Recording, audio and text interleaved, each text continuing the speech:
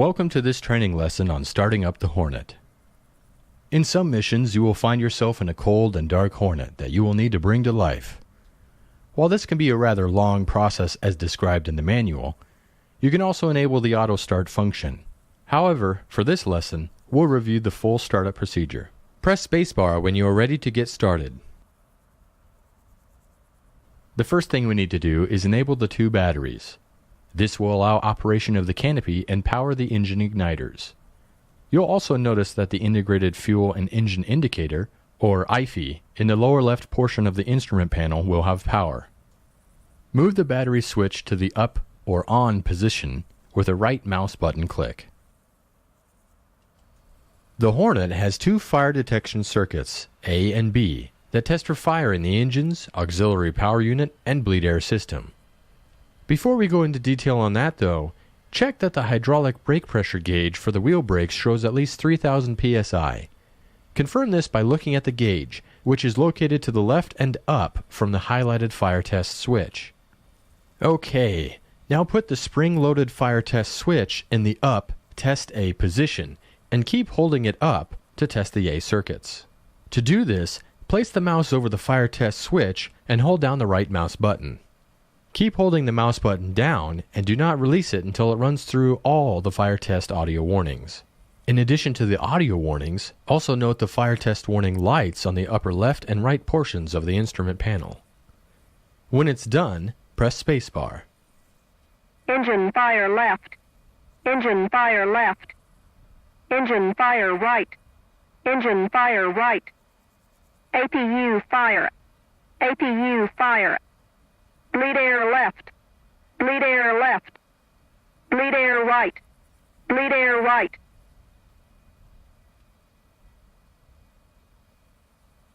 We will now do the same thing for the B circuit. After waiting 10 seconds, place the mouse over the fire test switch and hold down the left mouse button to move the switch in the down test B position.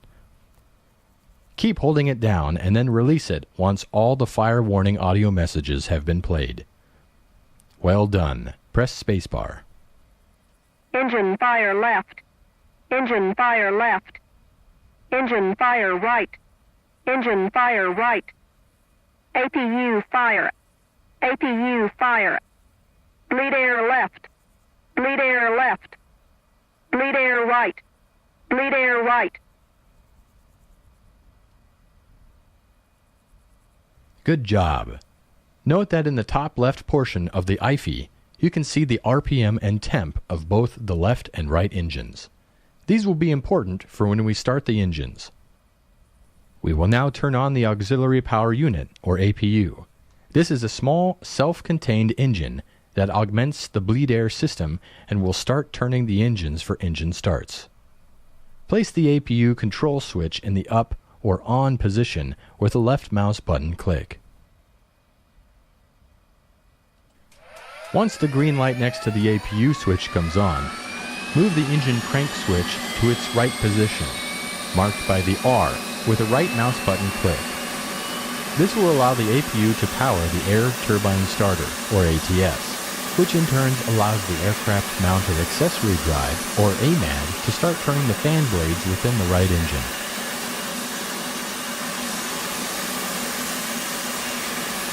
Once the right engine RPM has reached 20%, as indicated on the IFE, move the right throttle from off to idle by pressing right shift home. This in turn will introduce fuel into the engine combustion chamber and start the igniters. Once the right engine RPM has reached 60%, the right engine start cycle is complete and the right generator is automatically engaged. Once at 60%, press spacebar.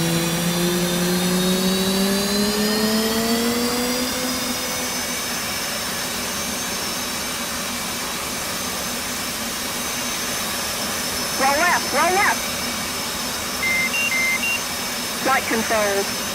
When we conducted the tests of the A and B fire test circuits, we also closed the bleed air shutoff valves.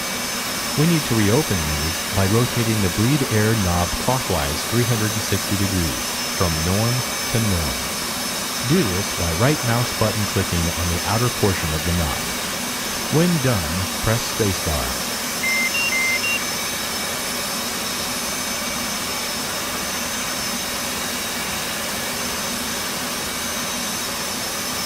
With the right engine running and generator power on, place the left and right digital display indicators, or DDIs, to the day position using right mouse button clicks on both brightness selector knobs. Next, rotate the HUD symbology brightness control knob clockwise by placing your mouse over it and rotating your mouse wheel forward. Once you see video displayed on the left and right DDIs and HUD, press spacebar. In the lower center of the instrument panel is the multi-purpose color display, or MPCD. Rotate the power and brightness control knob to the full bright setting by placing your mouse over the knob and rotating your mouse wheel forward. It will take a few moments to power on. Press spacebar once you see video displayed on the MPCD.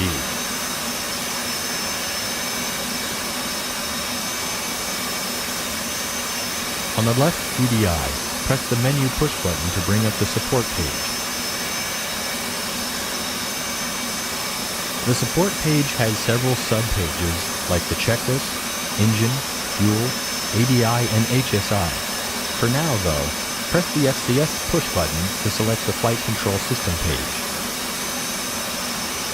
The DCS page shows the status of the control surfaces and any detected FCS errors.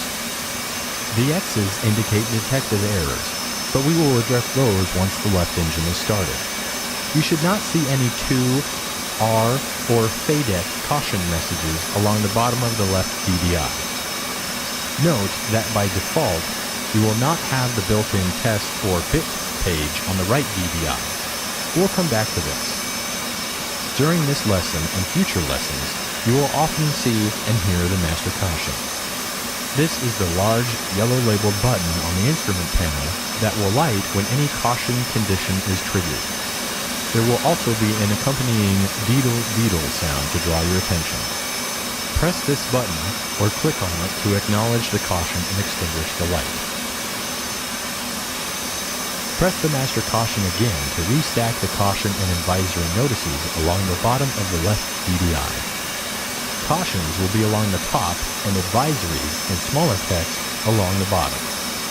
If the left DDI is not on, then the caution and advisories will be displayed on another display. By default, though, they will be on the left DDI.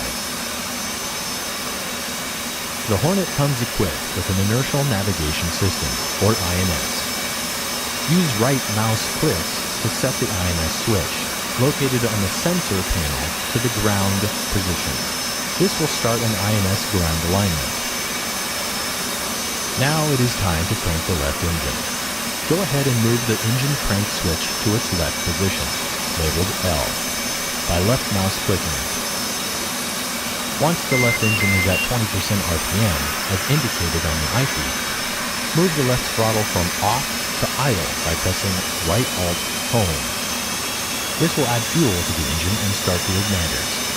When the left engine is at 60% RPM, press spacebar to continue.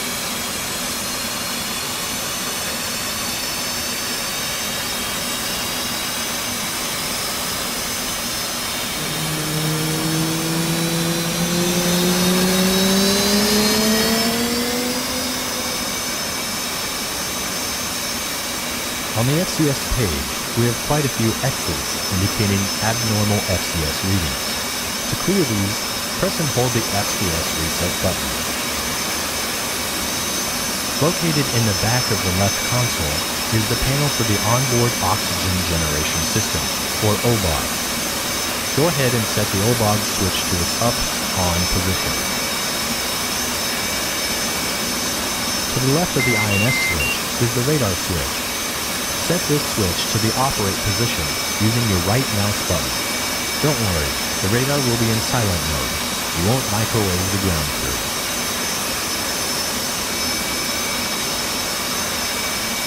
Our next step will be to run a bit on the flight control system, or FCS. Before doing so, set the flaps to the up auto position with the F key, or 2 right mouse button clicks on the flap switch. We'll now run a bit of the flight control system. This moves the control surfaces to their limits to test for any software or mechanical errors. First, select the FCS bit page from the bit page on the right DDI. To run the FCS bit, we'll need to activate two controllers at the same time. While holding up on the FCS bit switch on the right wall, press the FCS push button on the right DDI. Upon doing so, you'll see the controls being cycled on both the FCS DDI page, and if you look outside the cockpit, you can watch the wing and tail control surfaces moving.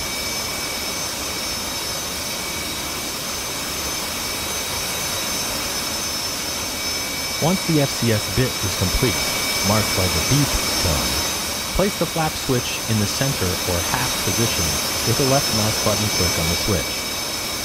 Takeoff is done with flaps set to half. Once we are airborne, we'll move them to auto.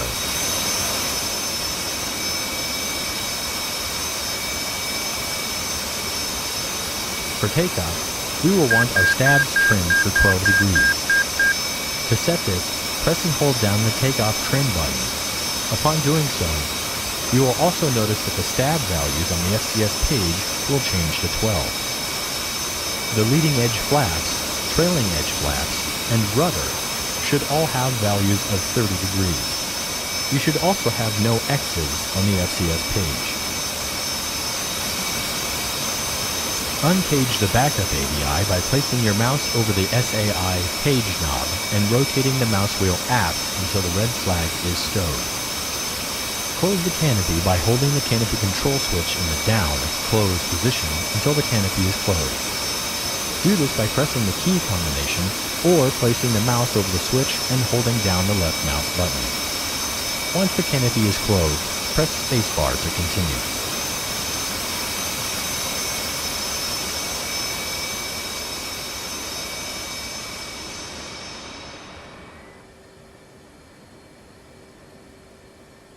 At this point, the INS has been aligned as indicated on the MPCD HSI page. Move the INS switch from ground to nav with one right mouse button click on the switch. Prior to taxi, press the menu push button on the left DDI to go to the TAC or tactical page.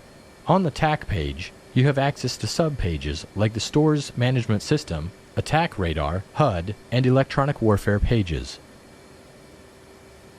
On the left DDI TAC page, select the HUD push button to display a mirror of the HUD on the DDI. This can be useful when head down or in case of HUD failure. Let's now set up the right DDI. Press the menu push button on the right DDI to bring up the tactical page.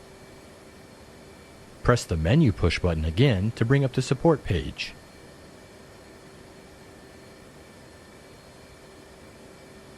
Now on the support page, press the FCS push button. We will want the HUD on the left DDI and the FCS page on the right DDI when we taxi and take off. The parking brake system is operated with the yellow and black parking brake handle. The handle is currently in the park position, indicated by the fact that the park label is visible to the pilot. Release the parking brake now by rotating the handle 45 degrees counterclockwise from the extended position. This can be achieved by left mouse button clicking the handle or pressing the right Alt-P key. This will release the lock and allow the handle to return to the horizontal stowed position, where the Emerge label is visible to the pilot. This concludes the current lesson on starting up the Hornet. As mentioned earlier though, there is also an option for automatically starting up the Hornet by pressing the left Windows Home key. You can end the lesson now by pressing the Escape key.